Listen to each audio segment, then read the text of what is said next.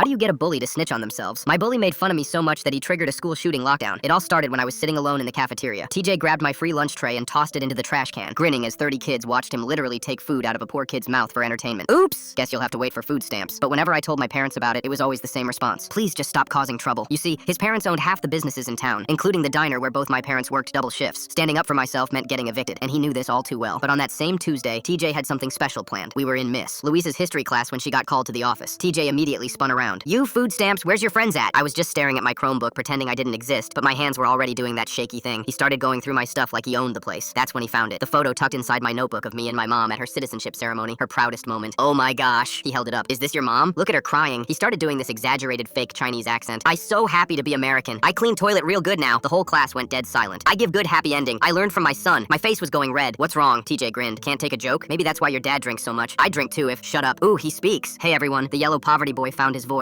He pulled out his phone. Number, not this. It was a video from his dad's diner. My mom was cleaning tables at 2 a.m. and some drunk customer yelled at her. She was just taking it, nodding, apologizing for something that wasn't even her fault. Anything to keep putting food on our table. TJ turned the volume all the way up. Yes, sir. So sorry, sir. I fixed right away, sir. I could hear her exhaustion. See her shoulders sagging. The whole class was watching my mother get humiliated in high definition. That was when I noticed the red button under Ms. Louise's desk. Your whole family's pathetic, TJ continued. At least my parents own things instead of cleaning them. Something inside me went quiet. The shaking stopped. You know what, TJ? You're right. You're so much braver than me. He blinked. Obviously. So brave that you'd do anything, right? Not like scared little me. What are you talking about, you freak? I leaned back, weirdly calm now. There's a button under Luce's desk. Red one. So press it. The room went still. Why would I? Because you won't. All that tough guy stuff? It's just daddy's money. Take that away and you're nothing. Too scared to press one little button. His face went red. I'm not scared of anything. Prove it. That's stupid. That's what I thought. I turned away. Guess the Littleson family was all talk. Your dad acted tough at the diner too, but everyone knew he was just... TJ slammed his hand on my desk. Shut your mouth about my family. He stormed over to Miss Louise's desk. The whole class held their breath. His finger hovered over it. This is what actual courage looks like, he announced. Click. For 10 seconds, nothing. TJ started laughing. You're so pathetic, you. We ooh. Police sirens. They were heading straight towards us. The principal's voice exploded over the intercom. Lockdown. This is not a drill. Repeat. This is not a drill. Red and blue lights flooded through every window. There was a helicopter. TJ was still at the desk, frozen. It was just a button. Hands visible. Nobody move. A SWAT